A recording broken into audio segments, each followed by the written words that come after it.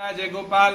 આજે ભીમ 11ના દિવસે સર્વેશ્વર ગૌધામ કોપડી તરફથી જે વયોવૃદ્ધ વડીલ વ્યક્તિઓને જે ટિફિન સેવા નિઃશુલ્ક કરવામાં આવે છે, જે અશક્ત છે, નથી બનાવી શકતા રસોઈ, એમને અહીંયાથી સર્વેશ્વર ગૌધામથી નિઃશુલ્ક ટિફિન સેવા આપવામાં આવે, એની થોડી પ્રાથમિક જરૂરિયાતો હોય છે એને ધ્યાનમાં રાખી અને દર 15 દિવસે આજથી અહીંયાથી એક કીટ આપવામાં આવે છે, જેની અંદર આપ જોઈ રહ્યા છો સવારના નાસ્તા માટે આ ખાખરા 500 ગ્રામ ખાખરા આપવામાં આવશે।